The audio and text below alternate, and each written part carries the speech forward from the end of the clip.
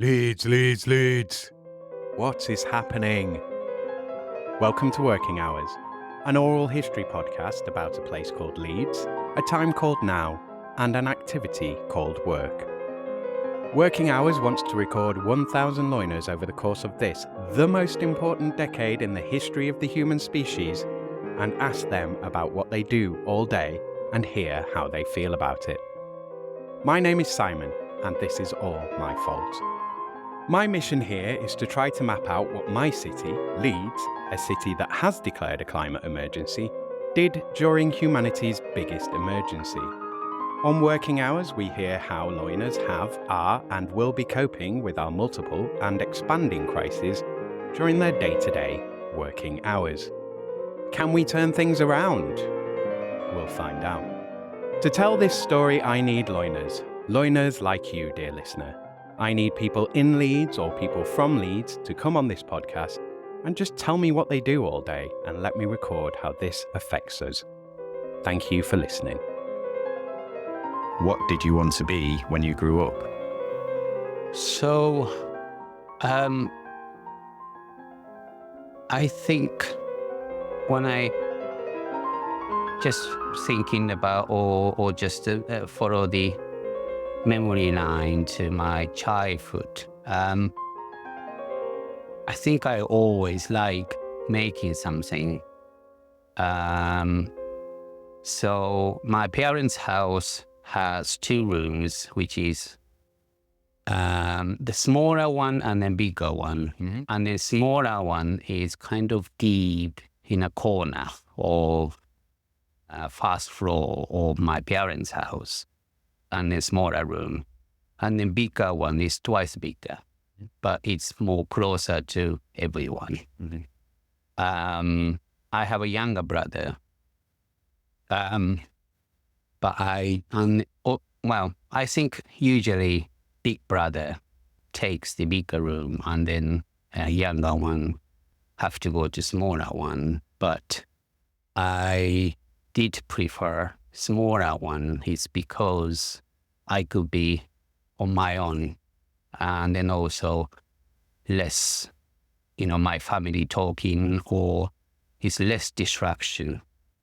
And then my little room had a lot of stuff from outside I picking up and then making or putting together and making something that it's maybe not useful for anything, but that's what the kind of my alone time was, just on my own.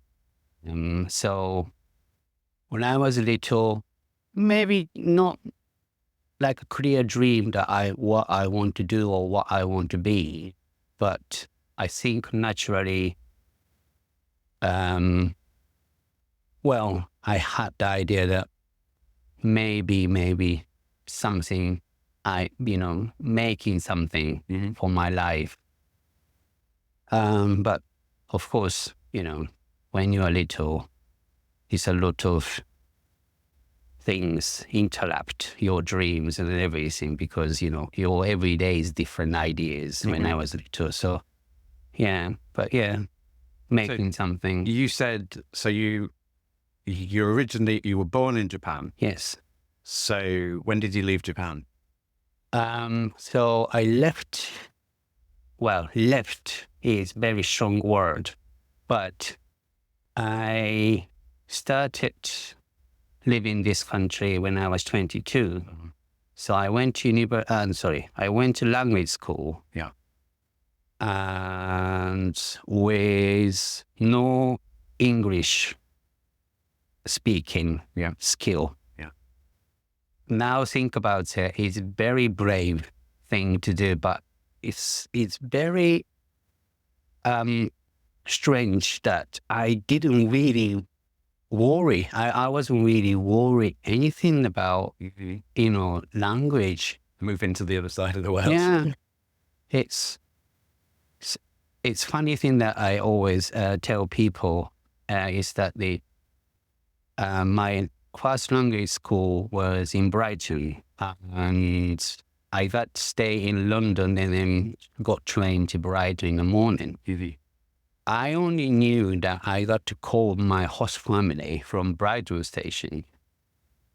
And then I called, then I realized, and then when they start talking to me on the phone, I realized that I had no idea what they're talking about because I have no any speaking or listening skill. Yeah. But I only picked up the word, say, car. And then, of course, being Japanese, answer to every question was yes. And then I hung up, and then I thought, oh, okay, it's a car. So do I need to get car to get there, or they come in to pick me up by car? And then I waited half an hour, and then the map, I had a map, and the map did show the like my host family house was far away, and then a half an hour was kind of gave me the answer that okay, I need to get a car, or I need to actually move to, find the house. So yeah, it was quite brave thing to do. Now I'm think about, but yeah, it's yeah, when I was 22, and I always wanted to live outside. I think it was just about experience. And then I always interested in English, speaking English or understanding English. Saying that, I didn't really study much, but, I did like American movie. It's just in Japan on TV, American movie shows more than the English or any language. So yeah, like, Ghostbusters or something like that. So yeah, when I went to New York, I saw Bill Murray. Then I was like, what? The guy from Ghostbusters? Did you go up to him? No, we went to see the this TV program. He was in the theater, and then this main guy had to cancel because he got kind of this maybe flu or something. Okay. And then Bill Murray was kind of replaced because they are good mates. And then the guest was, I think guest was Lady Gaga. Okay. But for me, yeah, my hero, Bill Murray, was there. So then I took pictures and then, just be closer to possible. And then, but I didn't say, hi or anything, but it's just quite nice to, see the heroes. So I want to go back a little bit to Japan. So my assumption, like in my head, I'm thinking, right, so you're growing up in Japan. It's fairly strict. Yeah. Was your life kind of planned out for you beforehand and you kind of ran away from that? Or was there kind of like the expectation that you're going to choose what you want to do and you're free to pursue that? I think the first idea was just a year of language school. And then went home and then just continued my life there. But you weren't pressured into like, you've got to go and work in an office and do like 28 hours a day. No. It's because I didn't work in an office in Japan, and I was always kind of making something or creating something, that kind of things that I used to do. So I took this job in Japan. It's because, I did enjoy it, but also get money to actually do this language school in UK. So my focus was quite that way. Yes. Well, I think it's because even when I was high school, I wasn't really keen to go to university because my idea of university was, well, let's say this way because maybe it sounds nicer. I knew what I wanted to do, but I believed that going to university wasn't, didn't give you or didn't, I thought it didn't work. Yeah. It's not going to give you what you need to do. No. Yeah. No. It's going to divert you and your time and you away from that. So I went to college, and then also at that time already I had the idea of, okay, I like to kind of just see the world. So some of my friends went to university and they have a job and then et cetera, and then life that they wanted, which is very happy, like with kids and everything. I'm grateful. But it's I took slightly more complicated life, I guess, which it's maybe it is quite complicated in life, but it just naturally I took that direction. Then I'm quite happy with my decision and direction to be right now here. So, yeah. You're listening to Series 5, Episode 26, and to my guest, Masato Jones. This is another in-person interview recorded on the 27th of August, 2024. Hello, listener. Leeds-based Japanese-born Masato Jones specialises in women's and men's designer bespoke garments with his eponymous lifestyle brand company, Masato Jones. They also have a great little walk-in shop, again named after Masato, at 5 Thornton's Arcade in Leeds, LS1 6LQ. Masato also offers one-to-one tutoring in pattern cutting and garment making in his first floor Atelier. Masato Jones is a small, independent, local Leeds business, so do go check out the physical shop or the great range of stuff on their online store at masato.co.uk. Right, let's do this. Episode 136 of Working Hours with Masato Jones. What is it that you're doing now? So my job, let's say job now, because, I earn it. So, yeah.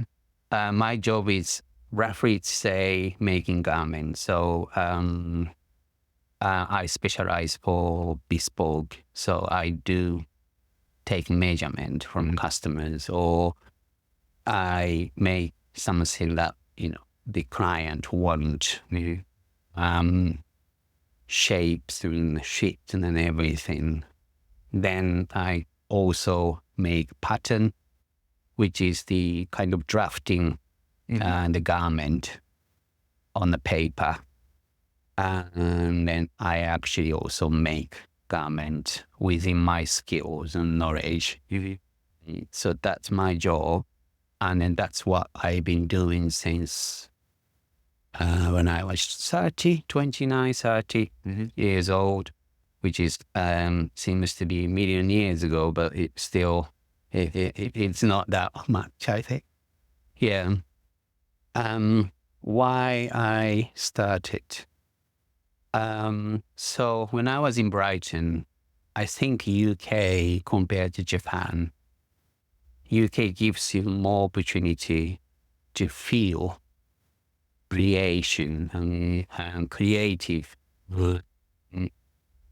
mind or creative like art and design and everything. In Japan, yes, it's people say the Japanese design is great and everything, but it's not really everyday thing. But in Brighton, gave me the kind of shock to be quite free to express who you are, and then of course like I said, I always wanted to make something. So when I was in Brighton, going to, when I was going to language school, I started making things in a small Dutch room. It's because I didn't go to university. And then I found out this university called Central St. Martin in London, which is art design university now. I kind of started researching about the university, and then I mentioned to my parents, it's this, just briefly, there's a university like this here in London. And, any possible that, I could go. And then I got answer from my parents that it's because I didn't go in Japan. Yes. But what are you going to do after? Yeah, I got to do. Well, I got deep search for it. And I got start from foundation course. So was that in art? It was foundation in art. So you hadn't sort of decided on garments yet. So you still, like, what mediums are you working in? Are you produce it? Are you liking the physical creation? Because the idea that I've got in my head of you is, like, in your little bedroom, putting various rocks and colours and shapes and things together and going, oh, that's interesting. So you still working towards being an artist, I guess, at this point, or do you still not know? In foundation, I think I was already focused to either fashion or costume. Yeah. It's because I think I like making objects, but it's not really related to people's appearance.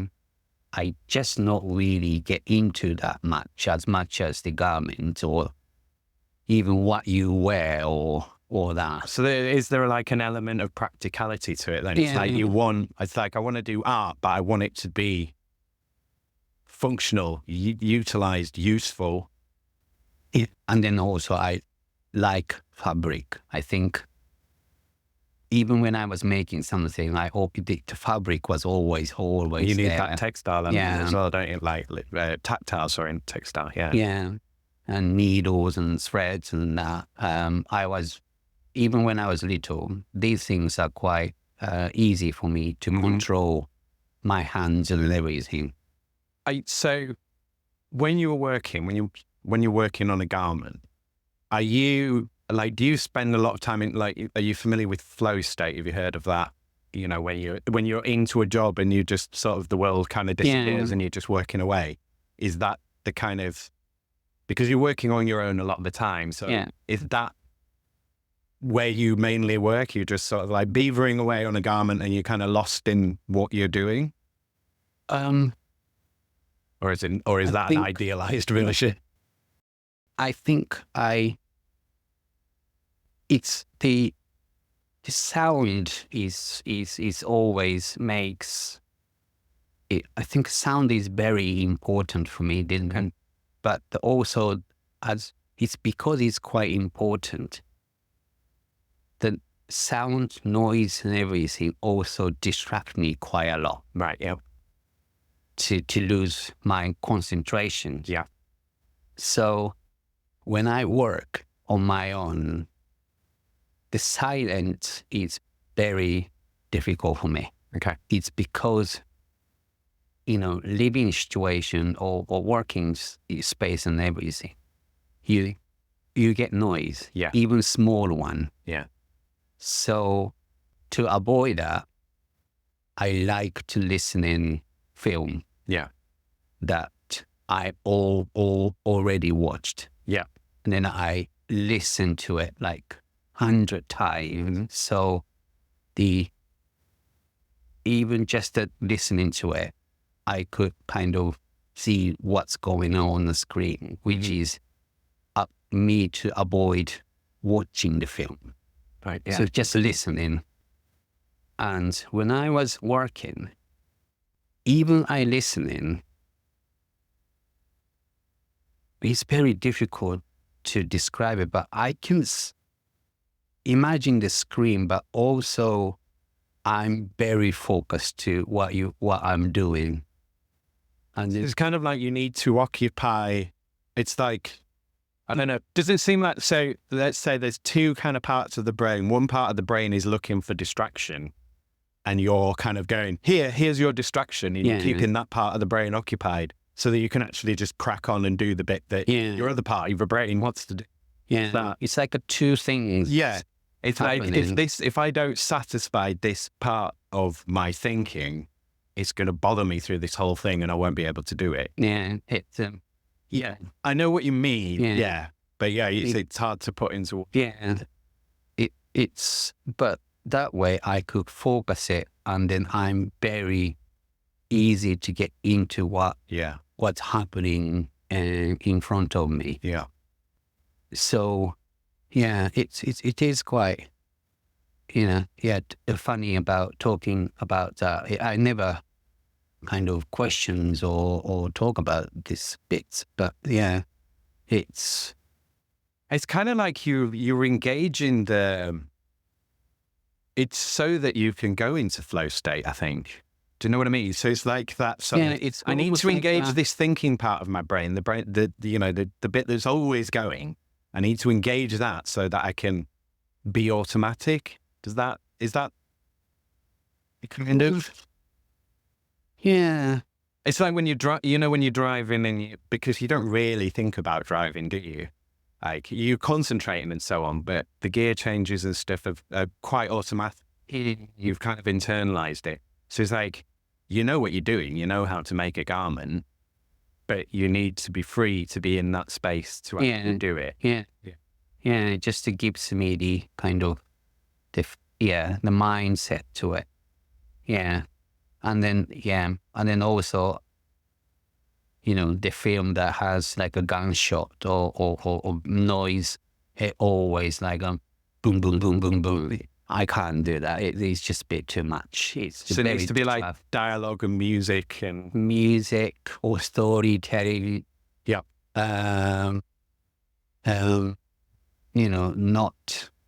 Not much killings or everything. Yeah.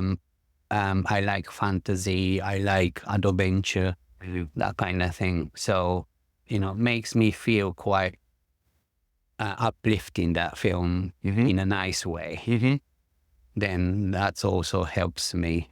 And then, of course, I tried music very, very beginning, but music is every track. So like every 4 or 5 minutes, the track changed the mood, even they listening to the same album. Yeah. So that's also, it didn't work. It's just makes me, every 5 minutes, Yeah, because you're noticing the change. Yeah, you're like, it's changed. So I'm brought back into this night. So I like to keep the same mood and same kind of feeling to it. So it's from nice, 2 hours or 2.5, and then kind of knew the film story. So it feels like it's weird, but it just looking for the ends to be happy or happy endings and that. So that's kind of that makes me feel quite. Yeah, like comforted. Yeah. I mean, I suppose as well, it's that thing, like loads of people will put the telly on to go to sleep or put YouTube on to go to sleep. It's like I can't sleep without some kind of background noise. I think that was a really, really interesting point and area that we've not really come up on the podcast so far.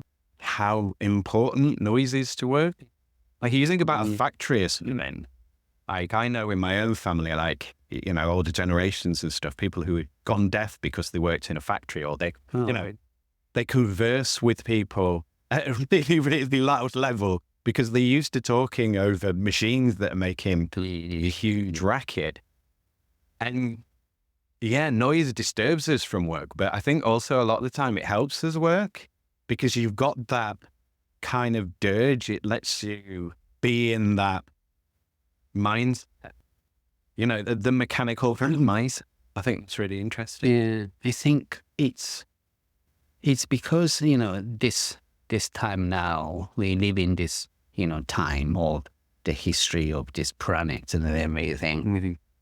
I think more times past, I think we think things more, like before, I don't think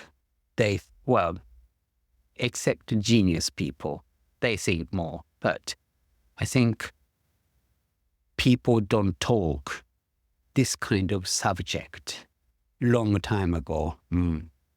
Not everyone think. I think we do discover the problem more and more, and then also the world gives you the more problem, and then more people around now, so people gives you the more problem, so that you need to have more solution to avoid. So it's kind of, I think humans natural behave to find solution of problem that we create is because that people 100 years ago, they didn't have, because maybe less people or more important things to focus, because, living situation wasn't that, they more like a surviving, just some people. But now things are comfortable, but also, You've got more choice. It's the different double-edged sword of choice, isn't it? It's like you've got more freedom, but that has its own problems, because it's like now you're overwhelmed with choice and options. So how do we get from Central to Leeds? So we have a shop now in Leeds, which I always wanted. I think a few reasons for it, but I think main part was in London, my job was being pattern cutter. So drafting the garment on the paper for designers I work. Very fortunately, I'm very lucky that, I involve a lot of interesting project working for interesting designer.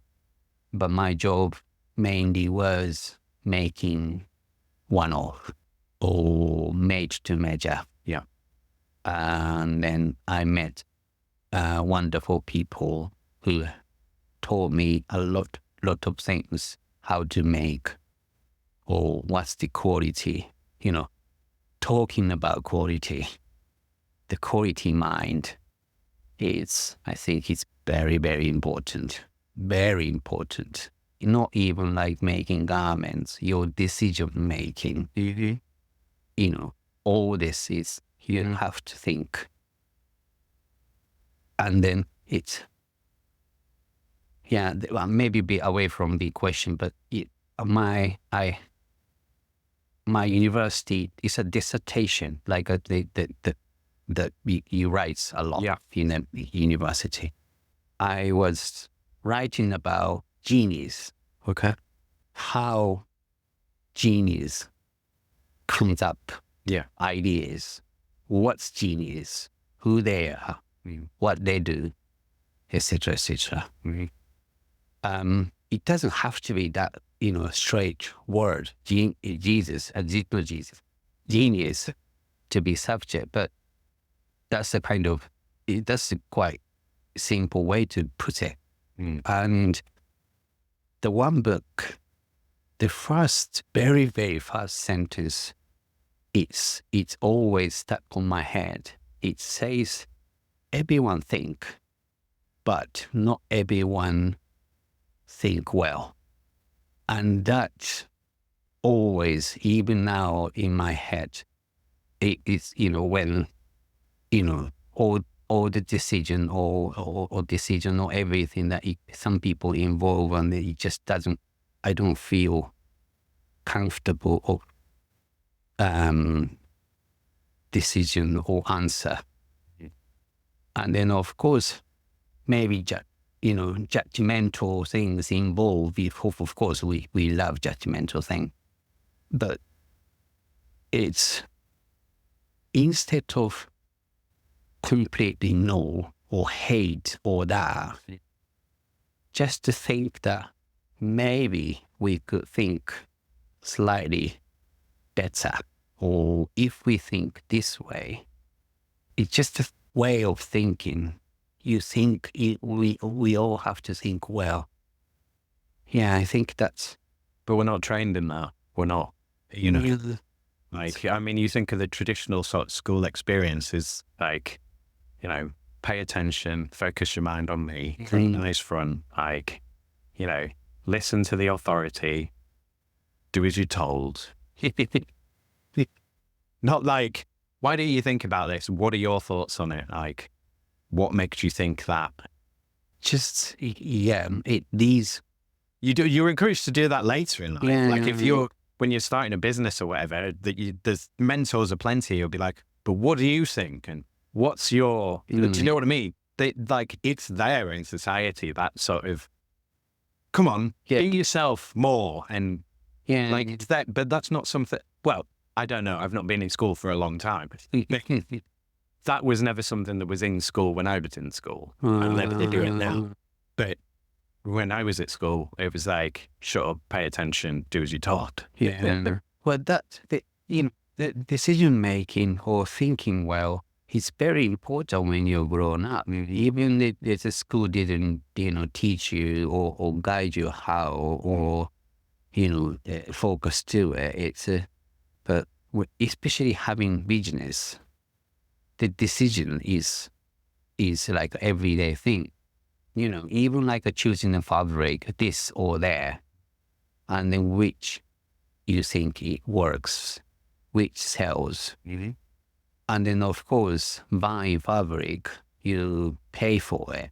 And then, of course, the business involved because money Right, make a profit or a loss in it, So the thinking is even thinking well, and then, but also imaginations and, I think, well, maybe different type of people that maybe, is good at it or other way, because I can't count numbers. And numbers is just, it just doesn't work for me. Even like I'm, sometime taking measurement, 3 seconds later, if I didn't put the numbers, I forgot. Always. Your brain's just like, no, don't want numbers. No. But numbers, I work with numbers. It's just awful with numbers. But I think, making decisions, thinking well, try to think well on what is, and then also the, in my head, does it sound smart enough, fair enough? Is because my ideal business running longer, possibly. It is easier to run the business like a couple of years if you have money behind, and it's easy. It's possible, but I think having business 5, 6, 7 years, or even 10, 15 years, and you have to have, Yeah, you have to be able to actually do the business. Good brains and do everything. Well, do you think, I get the impression, because I lived in London for 10 years, and they are London's London for reasons. It's a global city. It's a globally competitive city, and they do stuff well. So I was complaining about various aspects of the Carnival and Leeds Festival this weekend. Because we can't do that. If it was London, there would be no bother. It would. You would probably hardly even notice it. The extra traffic of people.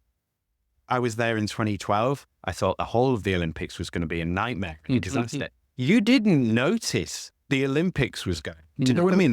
They'd organised it that well and moved people around the city that well that you hardly noticed it was on. It's we couldn't do that here.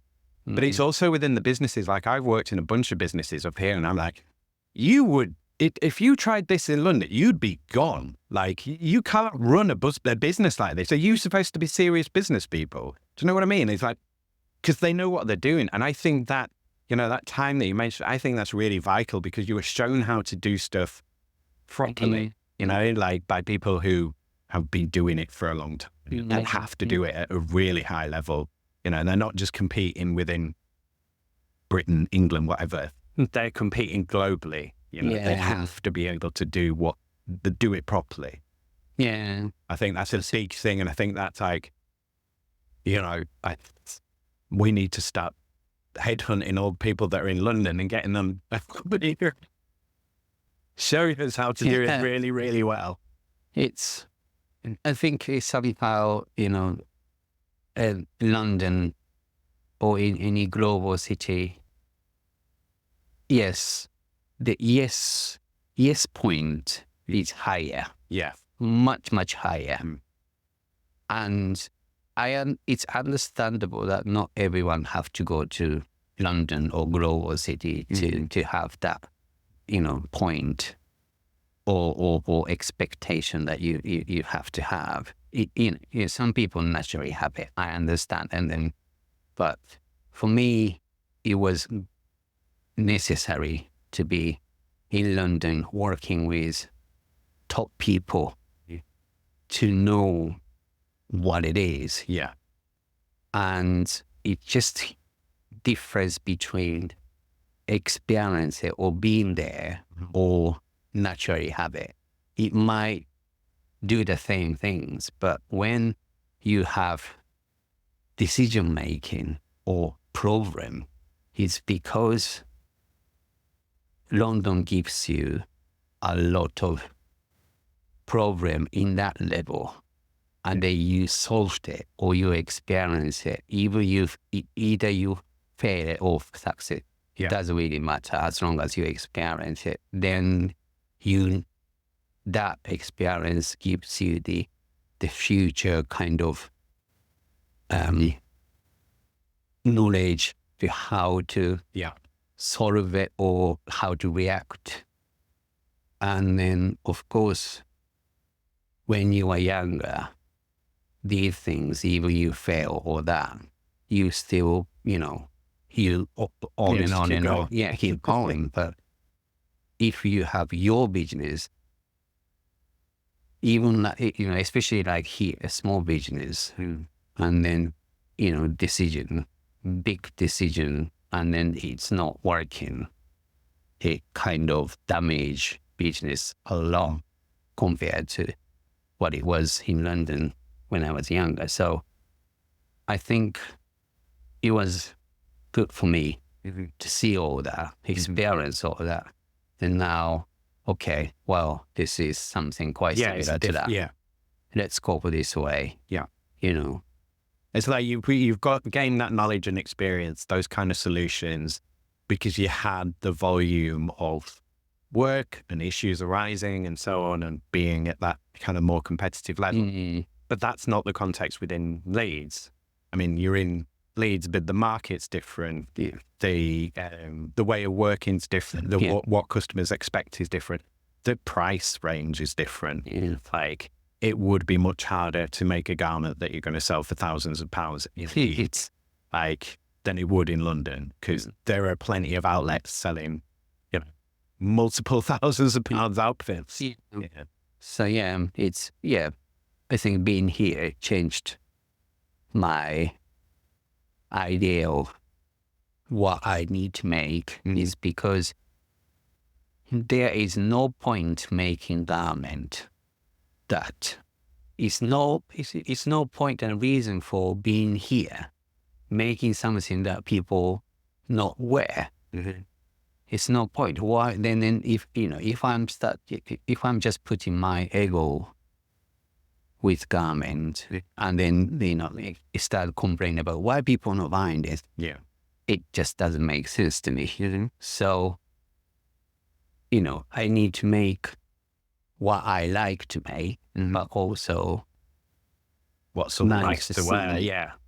What people here, Yorkshire, or even like from Manchester or Scotland, what these people want. That's what, but within my style or what I want to do, it's just no point making the garment that I could make like a high street is. If you wanted to do that, you'd have made a factory and. Yes. So please go to the high street. It's just one. But it's not far from it. But it's something that, I believe that some people around kind of see our windows and then, what it is. And then, just taking, just getting some people's curiosity minds or feel to just grab it and then come into the shop and then just a nice experience in the shop, and then hopefully people would take something home. Obviously the market's changing all the time. There's a lot more of these like upcycling and recycling of clothes and so on that are popping up. But it's fairly unique to offer kind of bespoke services. Yeah. And, and to be at the price range where it's like, it's accessible to ordinary people sort of thing. Your prices vary, but you're not in the exclusive, you're not Jeeves and Hawes, you're not like in the exclusive. You come here for a measurement, we're bespoke, and it's going to cost you loads and loads of money because this is high-class personalised service. You're like, this is high-class personalised service for the high street, for you. Like, you can access bespoke, hip, trendy fashion that's like affordable and fits, which you're not necessarily going to get from an extra. I think it's just because the work that was in London, the designer or company or work, these garments are very, very expensive.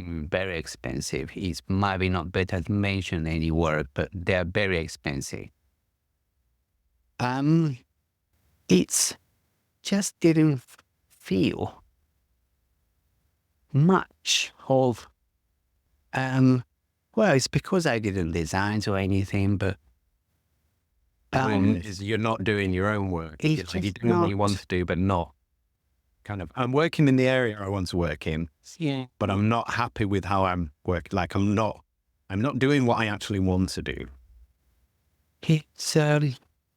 It's always something that isn't necessary to do this. It's because we got to do it because we charge this much, and then yes, it's understandable, and then I agree that it looks much better than the other way. But this, what we do, people don't notice. It's because this is just we think. Or make us think this is better, and then we could do it. And then, of course, it looks like much better than the other way. But other way, we could do it easily, and then the price could get slightly less. People don't see the difference, and then people even not notice, and then people questioning about it. So that was always in my head, and I feel like, if we could do this, I could do this price.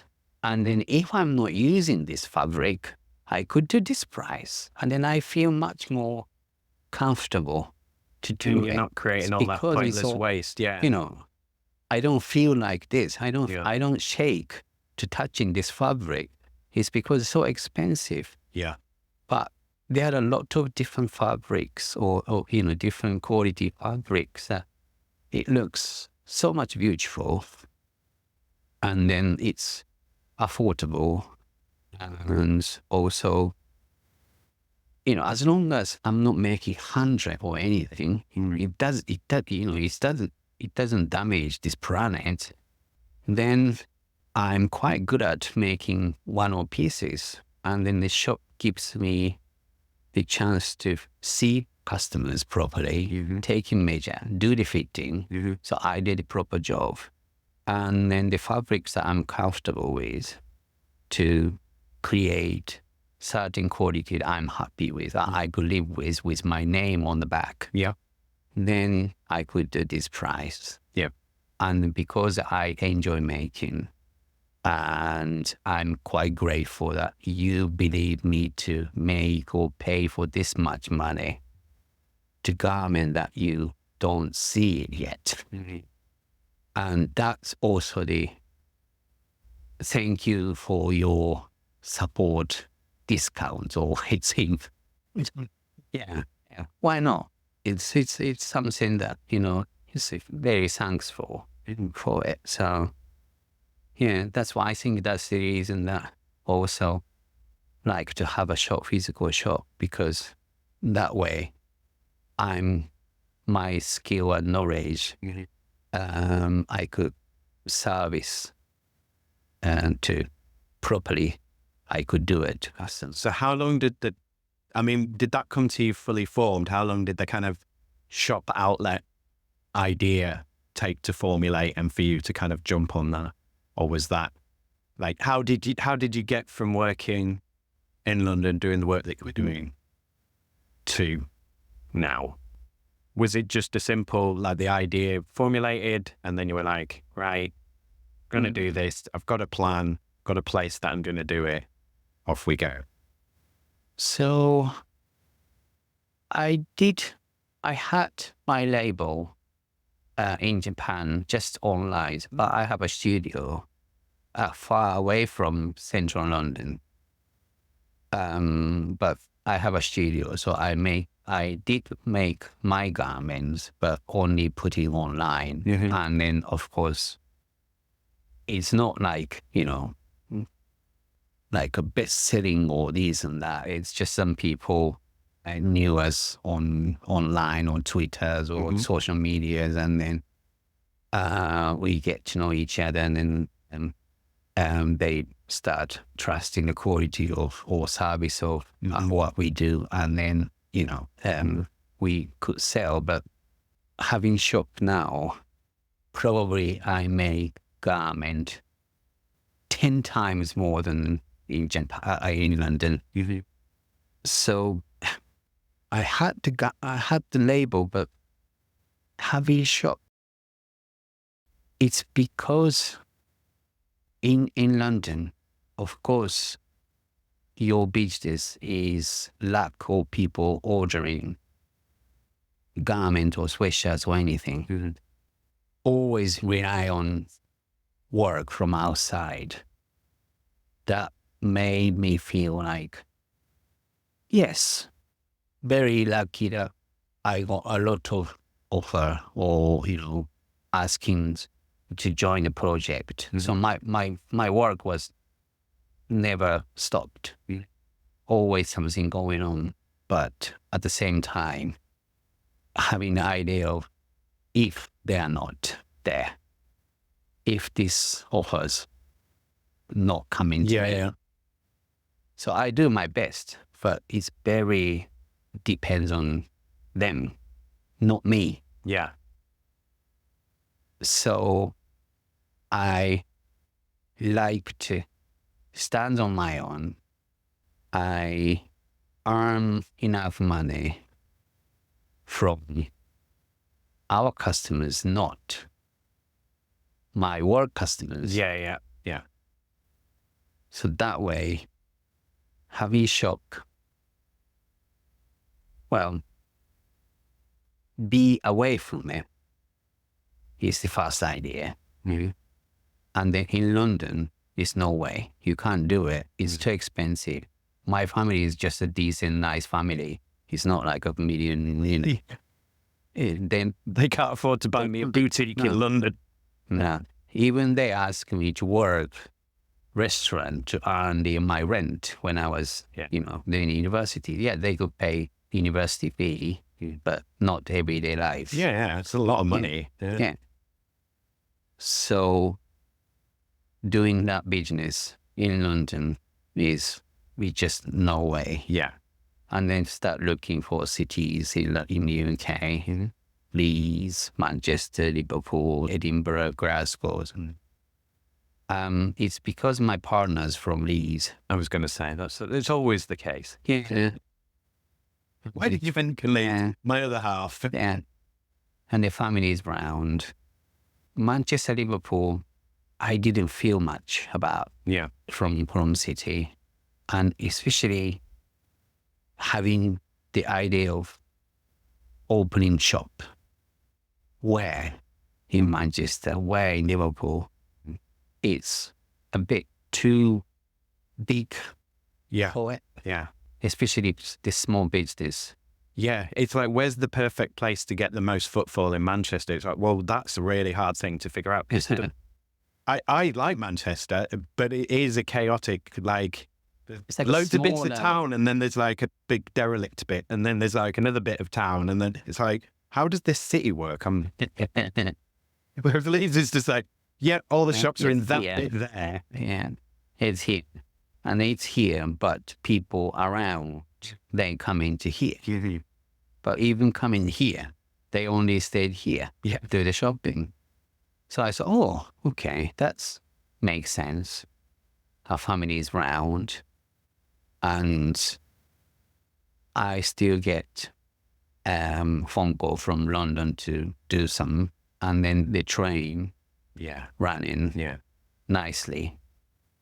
So had an idea of Glasgow, very beautiful city, quite arty, but it's unnecessary to get that far. So the Leeds, and then when I came here, well, not first time, but visiting families and that, but it just feels quite nice and homey, like a village. Too overwhelming as a city, is it? It's like, I could live here. And I think my style is, it's not like modern, technology looking, etc., etc. I like traditional, style, traditional, old style of deal or something like that. I like that kind of thing. So I think, Leeds gives me slight idea of, okay, maybe I could adapt my style or my thought. It's got the weird thing, hasn't it? Because you've got that the sort of history of punks and ravers and various like subcultural scenes and stuff, and fashion scenes and youth culture stuff. And then you've also got a very traditional, old style kind of like, we don't want any of that. And these two kind of meet each other. This like, we're all crazy and trendy, but also we're not interested in anything that's trendy. York is just around the corner. Yeah. It's very traditional. Yeah. And even Manchester, like Manchester now is an hour away, London's like 4 hours away too, depending on your transport. Yeah. Like, say you're not too far. I mean, Glasgow, like you said, great city, but you're so much further away from everything there. And it would be a different market, wouldn't it? And then also, it's my idea of my business is not like Christian Dior. Yeah. I'm happy. I'm much happy that if I could make money, this much amount to run the business, pay for it, this the wage and this and that. I think if I'm successfully target people, this area, Yorkshire, happy enough, Scotland, Manchester, Liverpool, London, no, please do your thing. I think that much, if I could satisfy people here, this amount, I think my business is pretty much okay. Of course, if you have bigger ambition to make company bigger, then of course you have to do things more. But of course that costs you. Of course, more people involved, and then more time is involved to do new things. But I think that's kind of it's a different things for me.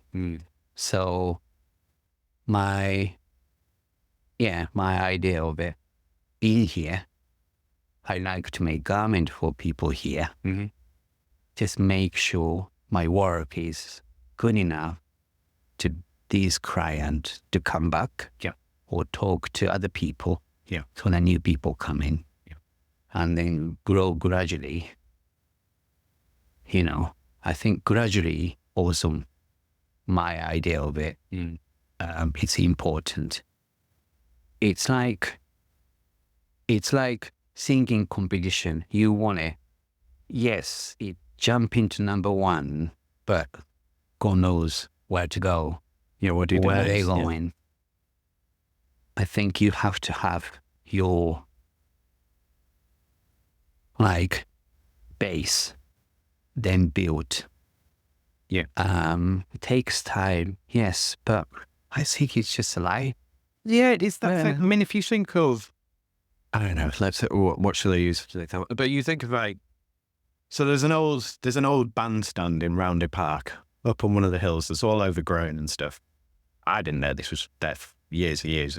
I found it during lockdown. I was like, I didn't know this was here. Maybe I did, but I'd forgot. But it's one of those things of you find a thing and then you go and you tell somebody else about the thing that you found and they may or may not go to it. But if you've told enough people, someone eventually will. And that's happening randomly all the time. So that it starts off with 1, 2, 3, 10 people kind of wonder to the thing. Before long, it's hundreds. Because more people know about it. So there's more people coming and more people have built it into their routine. It's like you buy something from a supplier, a vendor or whatever. That was easy. It did the job. That's where I get the things that I want to get them. So you go back. But then it just becomes naturalized for you, doesn't it? It's not like, maybe try those. It's like you'll go to first thought. That's where you want to be. Over time, you will have, I'm sure at this point, you have clients and customers who are like, first thought is going to Masato. It's always start with the people who has more curiosity than others. It's a type of people. The people that just go to it is because he starts getting this, bubbling. Or some people actually more curiosity that, what's going on? Or I could have a look and that. So, I try to make it, these people, not priority, but, keep it more special for me. Have maybe just maybe just a little Japanese thing that, we like to appreciate. It's just important thing. Well, I get the sense as well that you giving your customers value is important to you, because, the story that you were telling about working in London, it's that sort of thing of, I got the sense from what you were saying that you're like, I don't like a lot of the wastefulness in this, and I would rather have a less wasteful relationship with the customer, where I'm like, I'm making something that they're happy with, but also something that's not just creating loads of waste and not artificially inflating the price and the value. I want to make something, it's a very, maybe I'm just putting a Yorkshire context on you, but it's a very kind of no, you want something good that's well made, that lasts, and that you're happy with. You need good quality, well made, but you shouldn't have to pay an absolute fortune for the workmanship, because you should expect the workmanship to be of a good level anyway, because otherwise, why are you selling it? I think, people in the UK used to have that when the old making was happening. But unfortunately, it's very less. And even people coming in here and me explain about what I do, many people say, my grand used to do that. My, parents used to do that. And so... Did you have any idea of the history of the city before you moved here? Were you aware of being a big textiles city? Yeah. But now only I know one or two, but all that kind of disappears. I know some manufacture Wakefields or all that, but it's less. It's quite rely on outside. It's kind of where the factories are as well, isn't it? It's the thing of, so I was talking to an author and they were saying that there's only like six places in the world that print books, because everything's been so consolidated. Right, yeah. Like, I mean, I may be getting the story wrong, but like, this is the gist of it. It's like, there's only a few factories that can actually do this now. And because they're doing it at such a big scale for most of the world. But you would assume that there's a local sort of factory everywhere, but the reality is it's a really, really huge mega factory, like somewhere where they can get the cheapest labor possible, the best value for the capital investment, but also that they can duck out of minutes if they want to. But that's the way that the industrial base is. Do you know what I mean? So you can't just be like, right, I'm going to make everything exclusively in Yorkshire wool. I'm going to get the wool directly from the farmers. It's like, you can't even do that, can you? I can't just go to a farmer and buy wool. Like, maybe you can, but like at an industrial level. And it wouldn't make sense, like profit-wise, because it's like, well, there's already this good that's being manufactured, that's being sold at this rate. So you have to kind of go from the bespoke route. But even then, you'll have to order things from everywhere, right? Yeah, it's very difficult. I know that some people do it, but he probably one-off. And I think I think it's just the way of business need to be done. The paperwork and this and that. That's also, I think, involved to farmer that, okay, this way we got to do this, we got to do that. Yeah. So I'm not sure we could do it. Yeah, I think it used to be. I mean, they've probably pre-sold most of that wool. They'll have a delivery of I'm guessing. Correct me if I'm wrong, fam. But I would imagine it's like, right, so-and-so massive international conglomerate has come to you or to a bunch of farmers as a collective and gone, we need however many tons of wool. We're giving you this money for it. You deliver that wool. Yeah. And then they're trying to produce that amount to get that price. And, sometimes they'll have more, sometimes they'll come in under. But it's like, it's already sold. So you can't buy it because I can't provide it to you. And then also, I think money-wise, well, you've got to have that secure income. You can't just wait for people to turn up in there, 20 of this and 10 of that. It's really weird, the trust issue. Yeah. Because these days, emails and phone calls and this and that, so there are a lot of ways to being in touch. Trust issue is getting less and less. Yeah. It's a funny thing. Do you think we're getting, I get the sense that there's this, sort of, how everyone talks about how we're detached from our food and how our food's created and where it comes from us. I think that's happening with everything, like with labor as a whole, that we're kind of developing this mindset where we're kind of press on screen and thing appears. Nobody's made it. Nobody's put effort into it. Nobody's worked on it. Nobody needs to be paid and remunerated for that thing. But at the same time, there's also this tension of everyone being everywhere. The flip side of social media of, I'm everywhere, pay me. It's like, but what do you do? Well, I'm everywhere, so pay me money. It's like, but you're not making anything. What social value are you creating? I'm putting my picture everywhere. We never involved that. Do you have to do any of your own social media, or are other people in the business taking care of that? And are you quite comfortable doing social media if and when you have to do it? So social media, now it's three of us here. Mm-hmm. We all look at social media, and whoever that be able to answer or react, this person do, and then if other two saw it, then we're not going to add it because that's just gives a bit confusion. So three of us though, I trust, other two. I'm happy. I'm happy for it. Yes, very, very beginning, when we didn't know much about what these things do, then we got to listen. Or no, we didn't really listen to other people when people wanted to tell you what's right or what's wrong. Yeah.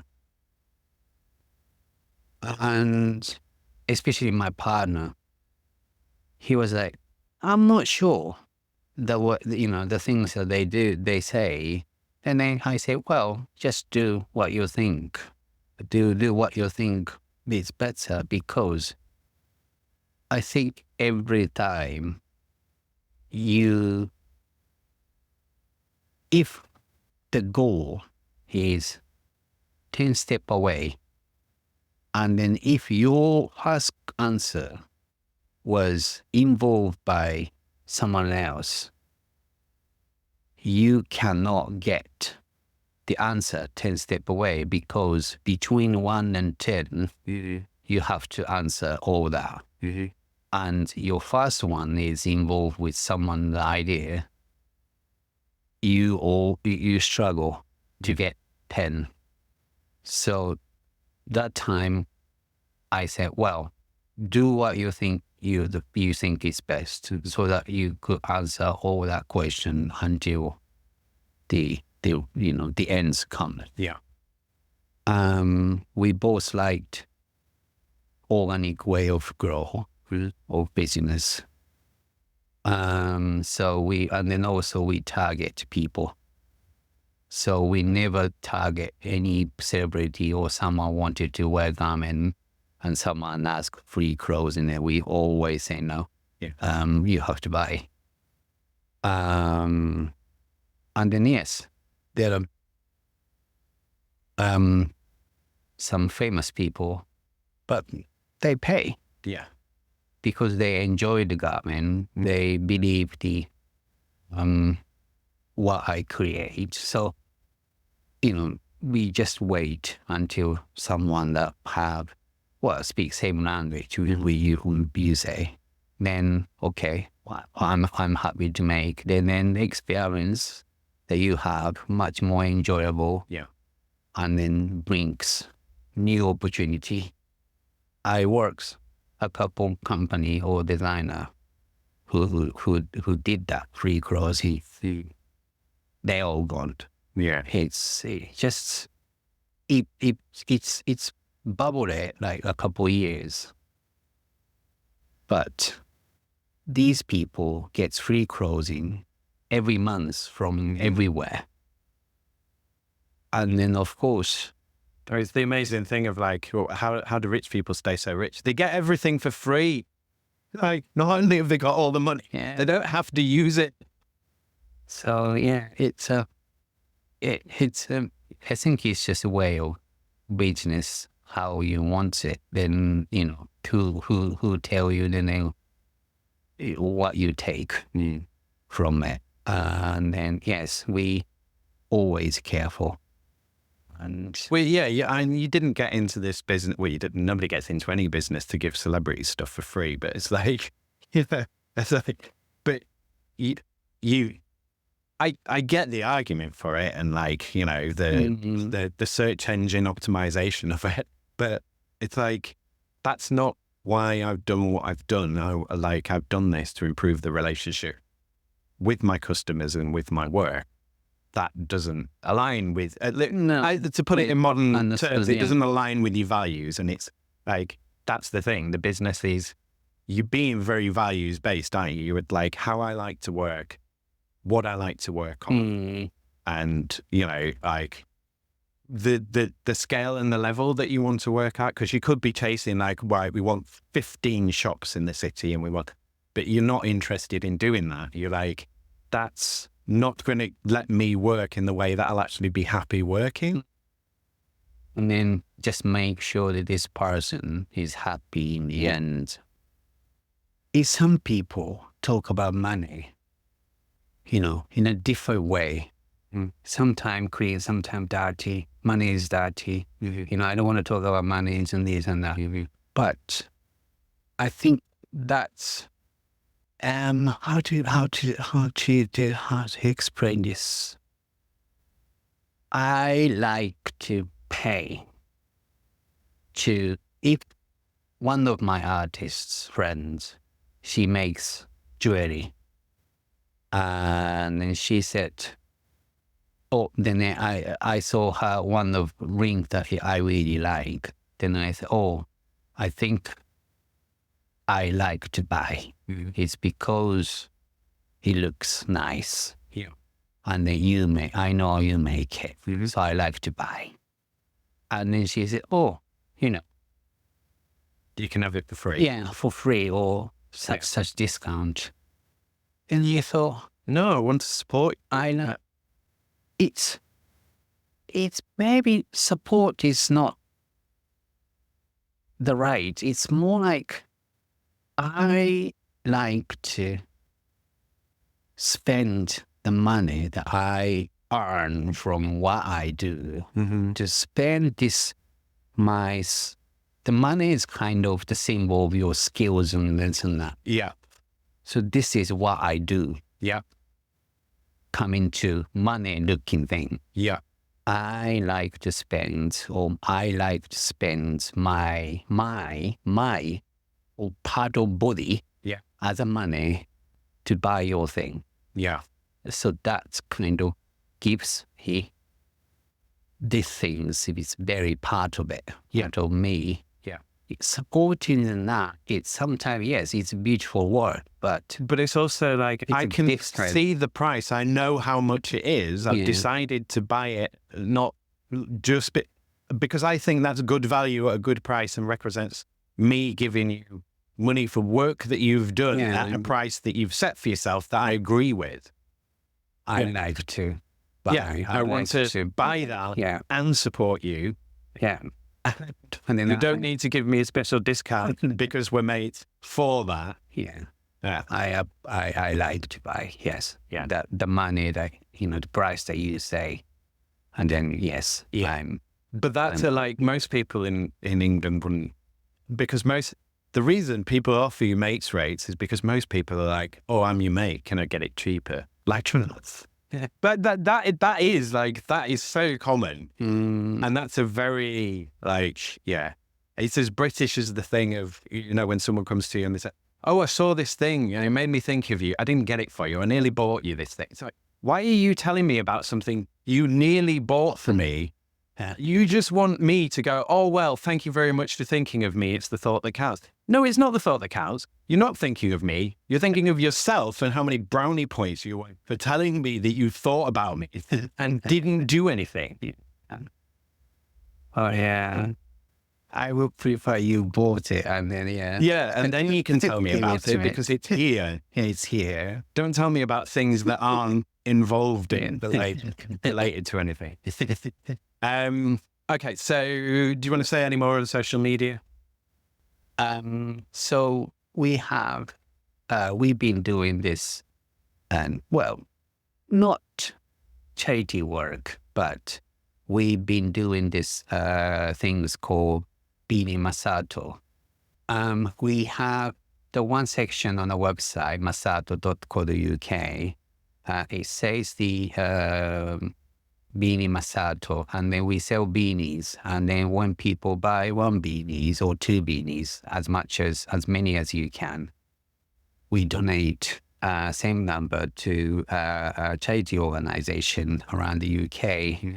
Just been doing it since we started this business. It's a homeless charity, isn't it? Yeah, homeless charity. They're going to people to keep them warm and alive and so on. So. It's sometimes the people donate money through the website, which you could access also. and then we ask organization what they need, what's kind of less. Now they have a stock on that. So sometimes sending socks or sending the other stuff that they need. It's just something that, we happy to support. It's different reason to be homeless. It's not, It's not a choice. it's not in most sometimes. cases. No, they have to be, or mental health or some issue that they can't work or be, Rents are too high and wages are too low. So we created that situation sometimes. So it's something that that is available online. So if you need be, And it's nearly winter, so you will do probably. and we have a few available, nice one. So we choose the design. So, make sure the quality is good. And then we always listen to feedback. So they're with good quality. And then designs always I choose or we choose. So they are good. So just have a browse. And then if you like it, why not? Yeah. Yeah. Yeah. Excellent. I'll put the link in the show notes. Lovely. So I'm going to move us on. So the reason I want to talk about climate change is why I talk about climate change is because Leeds, as a city, declared a climate emergency. So, we're one of the few cities that have. So it's important to the city. It's important to me. Is it something that's on your radar? And I mean, work-wise. So obviously we've discussed waste. And, you've talked about the impact of materials within the discussion. I get the sense that that's at least somewhat important to you. You don't want to be creating less No, I don't want to pollution. create, You want minimal waste, maximum value. Yeah. Yeah. That people can enjoy. Yeah. It's just Do you sell, do you ship globally or do you go, no, we're not going to do that because it's not necessarily financially viable and it's, the carbon cost of it is expensive? Only if people buy from abroad, but they are all like garments. It's not like, they order 100 or that, and then it never happened. We're not interested in that. So, we like to do as compact as possible. All shipping, we reuse the Packing materials. The packing material from the other people that we buy the stock wise. Lucky enough that we don't need to spend the money also, but also I think I like people to get used to the package doesn't have to be super brand new. It's outside shell. Inside is more important. So of course we I don't want to use the box, say Amazons on that. That's a bit, But I think other companies and designers or artists or creatives knows that this less they do on the box could be reused, which is, I think, very necessary. And then the other package that, goes, I use the inside, sometimes the broken product they send in, they put the papers. I use paper to the brown packaging paper that they scrunch up. I use for the package, as long as, and then I put a little frame in and then my illustration just makes it a little bit more personal. I think I hoping that this people can accept as people spending monies and then, receiving this. So that we don't really need to do, producing unnecessary thing, just Well, a reuse yeah. thing. But also, the garment. Unfortunately, I can't stop making garments, so I need to buy fabric. I can't go to office. It's not entirely your fault, though. People keep buying garments and wearing them, so someone has to make them. Yeah. But I can make 100, so yes, I make as much as I can, but I can't stop, so I need to buy fabric. But try to buy, maybe 10 meter. And then if the fabric's gone, and then I buy. But also I do, like people sometimes brings the fabrics that they have for how many years. Yeah. And then, hey, Masato, I have this fabric for a long time. Can you make like a jacket for me or coat for me? And then there are actually people that brings fabric with the idea of how. I don't know if that's kind of like a Leeds thing, because my family, we've got a suitcase full of fabric, because obviously, like, members of the family were in tailoring or were being trained into tailoring or whatever. So, but it's not something I've seen when I've lived in other places necessarily. So I don't know if that's just a Leeds thing, or if other people in the country are like, yes, I've got a big suitcase full of fabric randomly. It's all like not necessarily today's fashion, but all good quality material. Yeah, it's all good quality. And then also it has memory as well. And it's like antique now. So, these things, it's because I make things from scratch, and then I could draft any garment, so I could do that, which is quite nice. So I think people call it that sustainable, and then the sustainable, reuse, but it's it's sometimes word of reuse makes people just say, oh, okay, I could buy this much because I could resell them this and that. I'm not entirely sure. It just doesn't make sense to me. It's a different thing, reuse or it's a different subject to talk about. I think there are a lot of different apps, mobile apps that you could take pictures and resell to other people really cheap price, and then etc.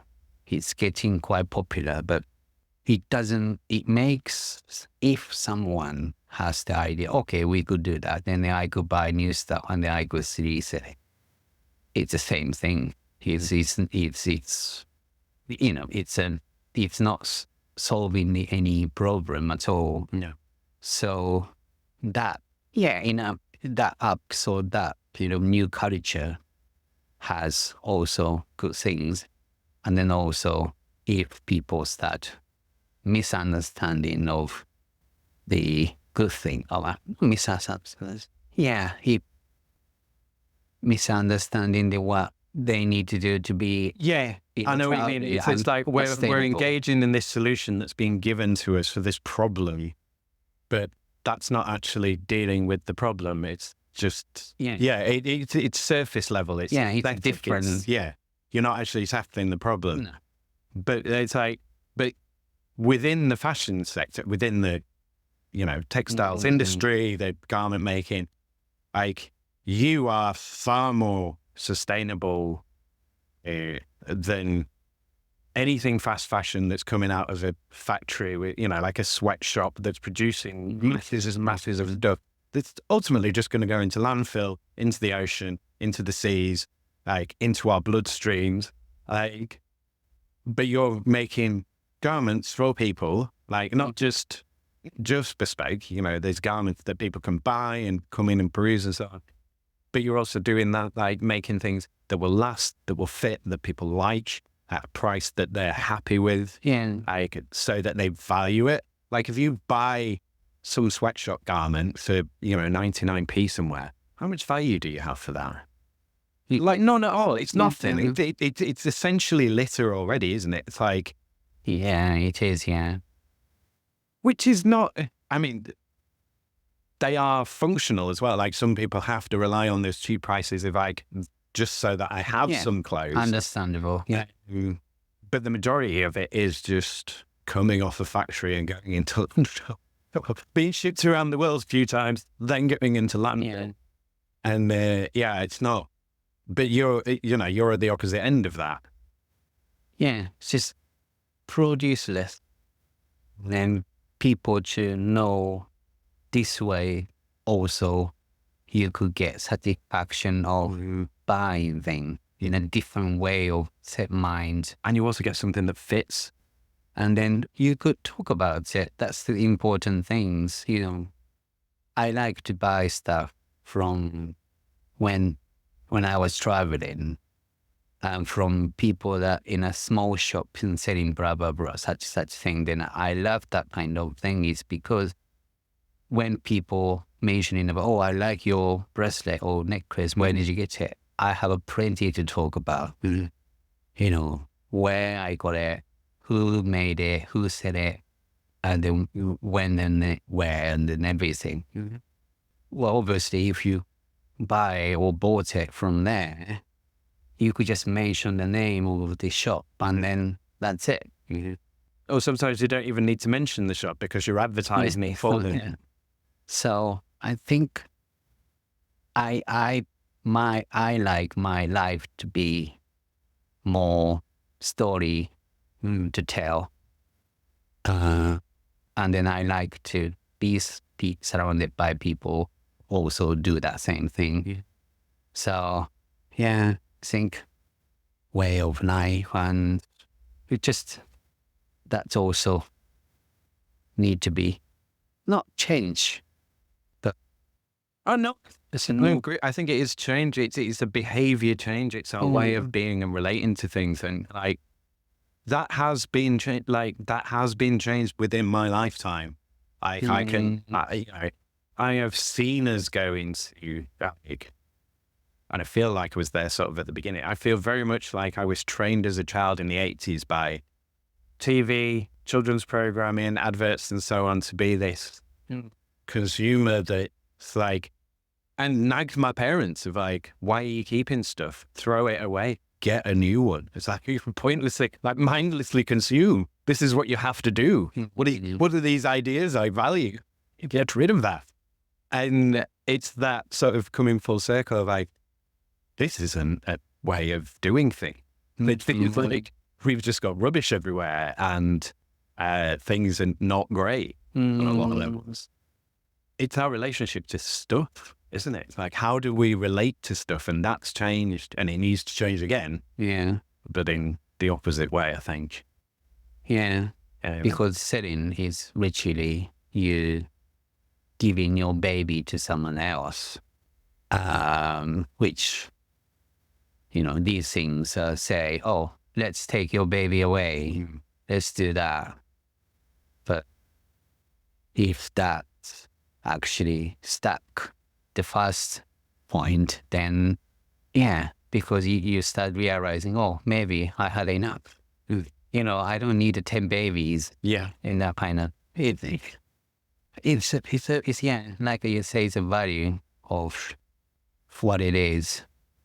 Yeah, that makes me think that. Oh, yeah, and again, that's a good point. I mean, people will like materials, but most people, they're not going to fall in love with material. They're going to fall in love with what material's been made into. Yeah, what says, but also what people think. It's because it's all social medias and Instagrams and that kind of things that you live with someone's opinions or how people think you are or how you look. Then if you live with it all the time, then of course. Well, I'm quite glad that my childhood didn't have that mobile thing or internet. are saying that to young people, there's no way, but it's just it was better. it was a bit. It's quite. I agree that these things are very useful, internet and that. You could get anything or you could search everything, but I think, you could do more than enough that you could do or you need to. Otherwise, it's Well, there's not really anything that it's doing that we couldn't do before. You know, it's just doing it faster, much faster. And, I did one of my relatives died. I did a house clearance online and he had loads and loads of stuff. And it was that whole thing of like the correspondence of stuff. Like there was books on all sorts of stuff, but nowadays they'd just be web pages. But then it was like, you could get all the stuff. There was information about everything, but you really had to look for it to find it and get hold of it. But once you did, you could get all the things. But all the niche things, like little communities that you have online, they were still there. There were books on them and like the book clubs and stuff. It just took a lot longer to get that information and consume it. I don't think it's really doing anything that we couldn't do before. We could ship internationally. We could, we could leave messages for people. We could make short films, like all the things. But speed, and the number or amount of what it is. And so much of it is time-wasting nonsense as well, because it's so easy to do. So you think of a conversation on something on a device, how much of that is just like, whatever, which is, it's kind of, in terms of mediated communication, is kind of wasted time, which isn't really expressing anything. You're expressing the banality of life. I would rather call them easy, quicker, and then clear. So I don't want to spend ages and ages on lockdown because I'm aware of the time. We'll just touch on it briefly. There's two things that I really want to look at. So first of all, what was your workload like as we moved into the lockdown? And the other side is opening up again. Were there any changes from lockdown that have kind of stayed? So when the moment that people got to wear mask, or how important, well, not important, that's maybe not the right word. So when people are told that you have to wear mask to avoid people's eyes, to people that are not wearing masks, it's because I make garment with the fabric, so this and that, and the mask wasn't available everywhere. Very beginning, we started making masks for people that we know, and then people spread the word, and then actually responds quite a lot. And then it's because I always have cottons and gauze and cotton boil, that fabrics that you kind of layer to your, comfortable to around your mouth and the skins.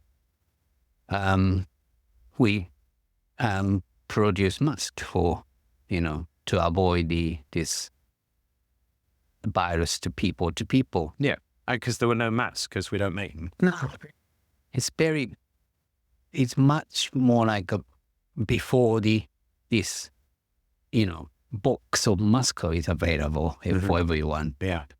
So, well, there was nothing, was there, at the beginning? There was no masks. There was no information. There was no hand sanitizer. Like all of these things that were like your essential daily items. Sort of 3 months down the line, it's like you don't go out without mask and sanitizer in. So we started making, and we get quite a lot of response. So and then I have a sewing machine, and I start making, and it made me quite busy lockdown. Did that drive you mad? Was it kind of like, I'm so sick of making masks? When will this end? Then can I make something that's not the mask? It's just nothing else I could do. So Well, that's the other thing, isn't it? It's like, what else am I going to do? Yeah. Were people buying anything else, or was it just mass sales that were kind of carrying it? Yeah. Yeah. So, and then I got plenty different cottons and different fabrics. So I just Were you coming into the shop still? Or were you working? Well, just like during that time, were you coming in to build the mass here, or you had to do it? It was in London. Oh, you were in London? Yeah, it was in London. So my studio was just around the corner from my flat. So yeah, I just get studio on my own, stuck, or stay inside for all day on my own, just cutting and stitching, and then go home once. And so yeah, start of it was quite busy.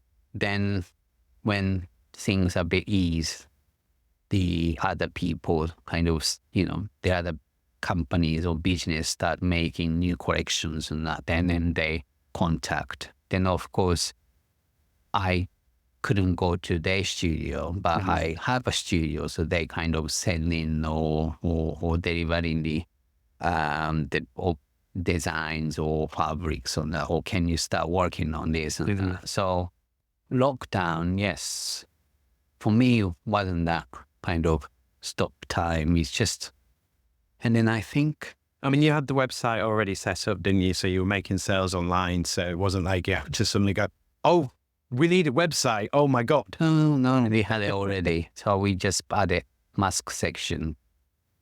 But I think for creatives, I think it was not, well, it was a time that kind of a bit more focused to what you do.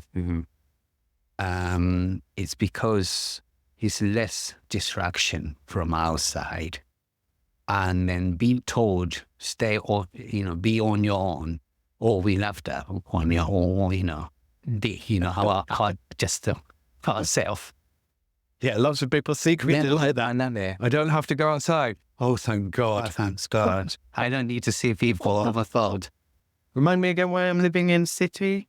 So yeah, it was a time that I think to most of creatives or artists kind of just a little bit more focus what they do, develop the maybe ideas and this and that. And then for me also, when between the making masks, maybe putting some fabrics on the mannequin and just to have a think about it and these new ideas and this and that. So yeah, for me, I know the world got a bit crazy and then a lot of sadness happened. Yeah, it's just focused to focus to myself, what I could do now and what I want to do, what's possibility that I could do. Then that was. Did you feel fairly secure? I mean, a lot of people sort of, because you're in the industry that you're in and people will always buy clothes and need clothes. Were you sort of like, because some people have that kind of like, well, do people still need this thing that I do? Like, what am I going to do? Is this viable for the future? Like, I can't imagine you having that crisis necessarily, because you could still make and sell clothes because you had the website, you had access to the studio to work. Was that? It's because our company is just only mainly me and my partner, and then a girl working for us. So, but that way we could be quite functional, quite flexible. So what we thought was, when the people need to stay home, and of course some people wanted to spend money to buy something or because they can't really stay home, do nothing. Yeah. So maybe decorating house, redecorating cakes, taking some bits and bobs from gardens and that kind of thing. So we a little focused a little bit more to the homeware. So maybe like a cushion covers. Yeah, because everyone's spending more time looking at their house and going, I'm so sick of looking at these things all the time. I could change this. So homeware, so like comfortable joggers, comfortable sweatshirts, and these. So it's something that a little bit more related to the time spent in home, rather than it's no point making dresses. Yeah. They're not going out. Yeah. No one's going to the office with not at all. the bowl or whatever. So it's just that it was good that we could be quite flexible to change the direction or what we need to make or what we could kind of produce or idea of it. Was that a nice change? Nice is a long phrase, but was that like, did you mind, I guess, or was it? I don't mind it. No, not at all. But also I think the training to yourself, the lockdown was huge kind of problem to everyone, but I think in a positive way, okay, there's a problem, how you solve it, how you figure it out. You can't just keep attacking it to things and, not going away. So I think it was quite good training was to kind of, okay, be flexible is not bad things. So you see, it's not going away. No. So you're gonna live with it, but how? And then especially if you have a business, then you're gonna think, how do I work? Yes. Yeah. So we've done social media. Has Brexit affected you at all in terms of your work? Something that need to buy. Oh, is it getting supplies? It wasn't that much before, but when we think, is it the time delays and getting stuff through? Yes, and then customs. It's crazy. It's much easier sending stuff to America or Japan compared to Euro. Yeah. Oh my God, it's far complicated now. Yeah. But also, as I said, be flexible. How can we do that? Mm-hmm. And then, well, I guess it's managing customer expectations as well. It's like, we will do it, but just be aware they may be delayed. There may be an additional surprise cost that comes out of nowhere to you and you haven't got your garment. We can guide you through this because other people have been through it. We know how this works, but just be prepared. So it's like, we can still do it for you. It is hassle for you. It's something that we can't really change or do it. But you can't do anything about that. But you can, if the customer still wants it and they're happy with that price and you've said, look, it's an adjusted price, we're happy to do that for you. Yeah. But that also makes me think that, okay, then we could target here, people here, especially the fact that we have a shop. So, if the outside sending or getting something from, dealing with the outside is complicating, then, just less taking times and money just to solve that all that. Can we just focus here? Yeah. I mean, it's... And then people might start saying, oh, we don't have this, we don't have that, we don't have that. Okay. Then is there anything else that we could use rather than try to, again, spending money and time to get what you really need? Used to, you need this and that, but you never look at what available here to maybe make something similar or something maybe better. Yeah. The sound of it or quality-wise, result, maybe better try this. Then if it works, forget it. Then when the things, time is passed and then when things are available easily outside, then we could start looking at outside again. But now I think it's better to focus what's inside. Yeah. And just may produce, I think it might be. Yeah, you've got to look at what's the best, most cost effective, best value. That's how you stay in business, isn't it? Yeah. And then if we say, well, this is available and this is the price, then the people say, okay. it's fine by me. Doesn't have to be, what you believed necessary. Yeah, it could be something else. Again, be flexible and just well-thinking. Try to be well-thinking to what's need to be done. Yeah. And I think that sort of speed related as well.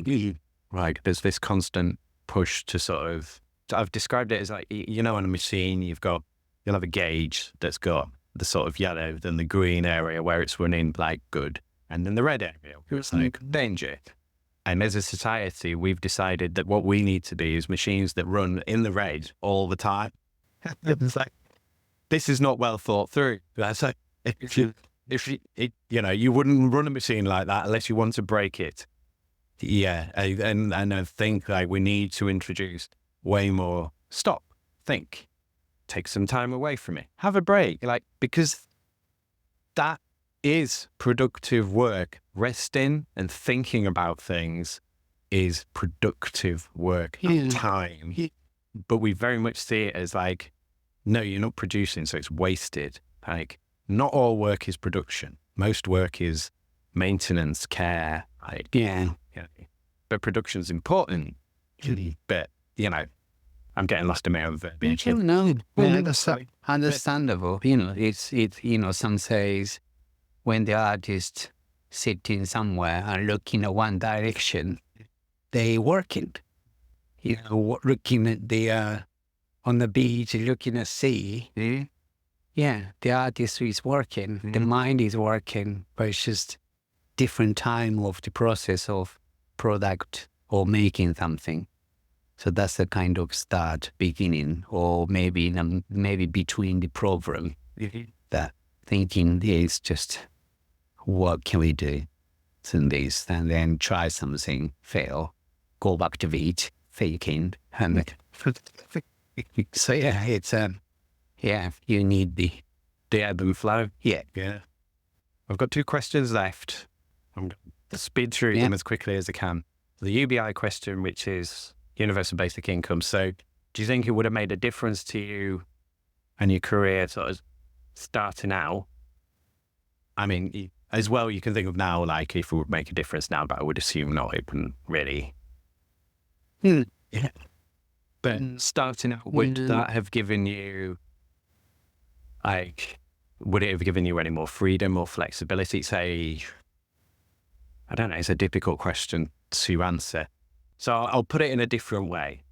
If your parents had been happy to pay for the flat in London, pay for the fees, pay for everything, and you didn't even have to work while you were there studying, would that have affected what you went on to do? I mean, do you think it was an important part of working while you were in London, that time of and earning, and I suppose first time away from home as well, I'm guessing it's having to be, you have the safety line and people there, but you're having to be on your own, working on your own and sort of striking out your own.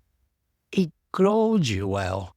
It's when you're making something, and if you have very nice fabric to make garments, or if you have very cheap material, you think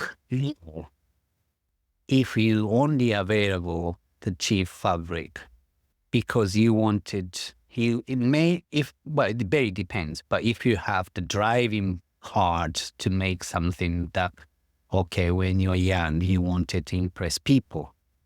I think if you have, let's say easy way, if you don't have money to buy quality fabric, only cheap one, I think you think more to think what you could do with this cheap material to impress people that the one side has super quality, nice fabric. Yeah. To fight. Of course, you think more with cheaper fabric.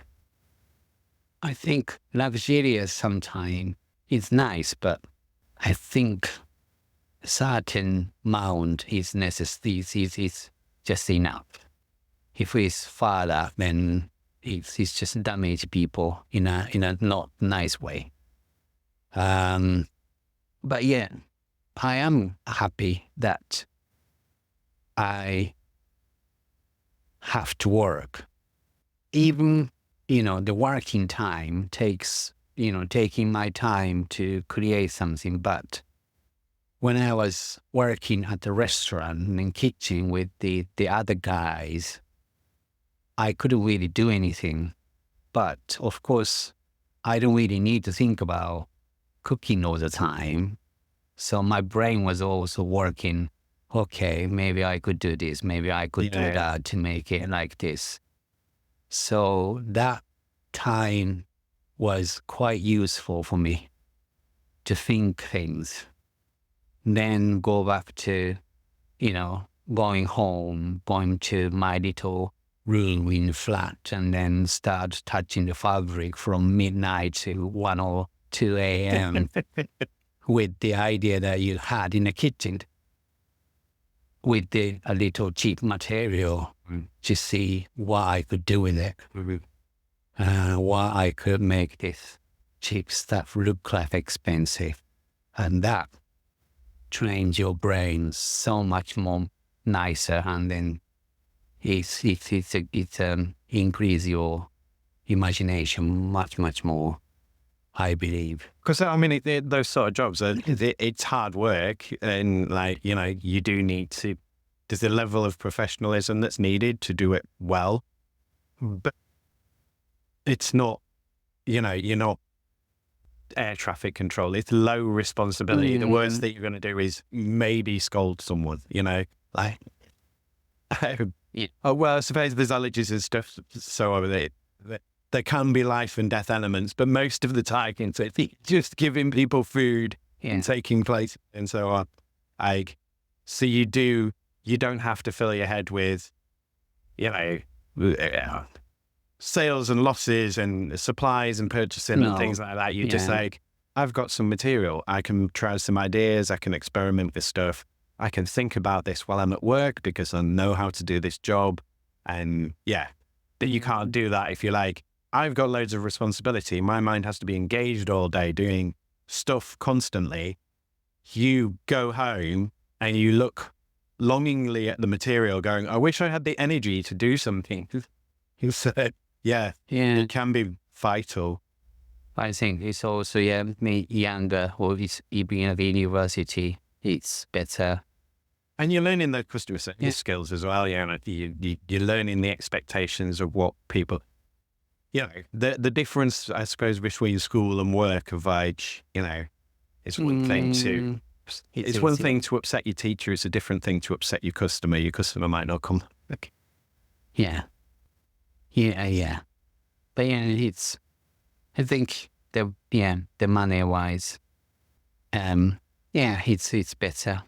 But then also, once you have more money behind, or the company that you're gonna work gives you a better or different quality, then I think it's just creative world. It's all about brains, and also, of course, who you are also involved a lot. But I think the creativity, imagination, and knowledge is much more valuable than actual numbers on the invoice. To continue what you want to do. I agree wholeheartedly with that. It's very much, I was thinking this the other day, but business is very much sells itself on being hard-nosed and realistic. But the truth of the matter is, most people's concern is not money. It's doing decent and doing work that people value. Money's a great bonus. If you get loads of money, great. But nothing wrong with it. For most of us, it's not the be all and end all of things. And it's not an ultimate reality either. It's like, oh, like we're being hard nosed and realistic about business. Okay, how are you doing that? I'm talking about this imaginary concept of this thing that we made up called money. Oh, really? What is that? Well, you all know what it is because you're indoctrinated in it from birth. But if you actually think about it, you have no idea what it is. Yeah, it's a strange thing. So I've got one final question. I normally do a bit at the end where I say if there's anything you want to talk about or ask about, feel free to do that. So my final question is, if you could change any 3 things about your work, so you can be really fantastic or you can be like, I need a new light bulb downstairs or whatever, brutally pragmatic. If you could change any 3 things about your work, what would you change? Maybe something, but something come up is space. I was going to say, that was going to be my suggestion, like bigger shop. Not more shop. I like to look after my shop. I like to things within my 2 eyes, approachable. So, but yeah, if it's because I have it that I feel space with things. So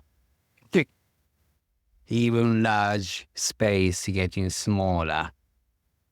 And so we've got the whole Burton factory. I know it's full of stuff. Yeah, no room to have a space. But space also, gives people to a little bit more comfortable to browse also. That might be keeps us a little bit more making process, which maybe, the people that actually wanted to be in this kind of environment, making stuff, because it's very difficult to have a job that, actually making garments, earn your money to pay the bills and that. So, and yes, it's with me doing it, but best way is I could pass this I am no interest to keep all this what I have to just on my own to die. I'm happy to pass it or teach someone to actually. So maybe space gives that opportunity for me to kind of pass this to some persons or people who has same passion for the what I do. Yeah. So yeah, the space. So the other thing, well, money, but I don't know. Well, money also gives us space. Yeah, it'd be nice to make more money, but it's not like it's not my.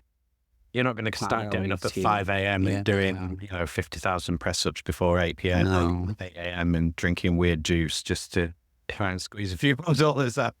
Maybe asking to same question to my partner. Maybe he say money, but that's a different kind of business to run, to responsible for the what it is. But my kind of subject or territory to look after this business is, designing creatives and that. So that way I need more space to bring something more. Otherwise it's a little space, just it's no space for other thing. So is there anything else that you want to chat about or say while we're on the recording? Well, just visit. Come to the shop. Come to the shop. In Thornton 5 Thornton's Arcade, LS1 6LQ, Masato Jones, number 5. And then, visit website masato.co.uk. And if you need a beanie, please buy one, get one to send to the homeless charity organization. And then if you, I could make a wedding dress, and I'm happy to make the mother or bride also, or bridesmaid, or you attending someone's wedding. But if you don't, it's difficult to find a dress that you want to wear or you're happy to wear, just come to me and then we could talk about it. Yep. All commissions seriously considered. Yes, of course. And then price is all negotiable. Yep. Yeah. Brilliant. Yeah. So thank you very much for doing this. Thank you very It's much. been a pleasure chatting to you. There is other things. I will say one last thing on the recording before I go because I've thought of it a couple of times. I had a French friend when I lived in Europe for a bit, and he learned English at Oxford. Right. We were talking about stupid things that you learn when you're learning a language, like, the weird idiom sentences they give you that people never say. I was talking about there's an old comedian's bit, but they told me in French, the monkey is in the tree. It's like, when am I ever going to say that? And he was saying, so this French friend of mine, he was saying that the expression he got taught, like English expression, was, my tailor is very rich. Because like the French obviously have this idea that all English people are just going around spending lots of money on tailoring. And the tailors are very rich. Because it's like, that's a strange sentence. Yeah, very strange. So yeah, thank you very much for doing this. Thank you very much. Yeah, come down to the shop. It's great. I recommend it. Thank you.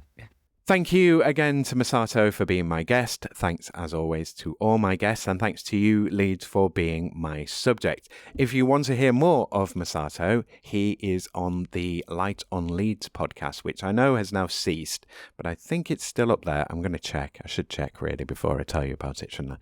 But yeah, go check him out on that. And all of those other podcasts, because Hazel's show was great.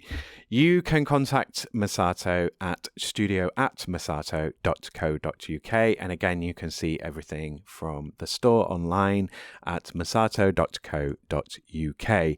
If you'd like to speak to me about one of my guests or any of my guests or their interviews or what the hell I am on about at any particular moment, or even about being a guest yourself, yes, you can do that. Let me know if you want me to expand on any points you feel I've glossed over in any episodes or through the show, or if there's anything I've not explained enough, if you want me to start doing a glossary of silly business terms or whatever, let me know. Then you can email working hours at workinghourspod@western-studios.com. If you would like to make a podcast series, don't forget you can do that and support Working Hours by buying podcast services from me, Western Studios Leeds. Email makemypodcast@western-studios.com to do that. Website and social links for that are in the credits. I do already make a few shows for other people, but it would be good to pick up a few more. If you would like to buy Working Hours episode outside of the main project, either as gift episodes for yourself or for others, or maybe you'd like to buy some additional clips or content from your own Working Hours episode or interview, if you'd like to do any of that, then let me know. You don't have to be Leeds based if you want to buy a gift episode of Working Hours. So if you're outside of Leeds and you want to buy yourself your own episode of Working Hours, you can do that. If you would like to make Working Hours for yourself in your own city, also get in touch. Remember, listener, no matter what you do, it's impossible for you to understand anything that your salary depends on you not understanding. Okay, that's me. Work for peace and plan with kindness. Cheers, ears. Take care out there and be kind to each other, Leeds. Working Hours is produced, recorded, edited and published by Simon Treen for Western Studios Leeds Limited. The music was The Bees from Chopin's Etudes, which is in the public domain and was taken from museopen.org. Go to western-studios.com and use the contact page on the site to drop me a message about either Working Hours or about your own Leeds podcast project. Keep up to date with Working Hours and find out about the other great Leeds podcasts that Western Studios is involved with by following Western Studios Leeds on Facebook at facebook.com/western_studios_Leeds and on LinkedIn, linkedin.com/company/Western-Studios. Western Studios Leeds is available to loiners to help them realise their own podcast projects for only £30 for an hour of audio podcast work or £40 for an hour of video podcast work. Email makemypodcast@western-studios.com with details of your project and what support you want to get your Leeds podcast made. Whatever your podcast question or need, get in touch with Western Studios Leeds.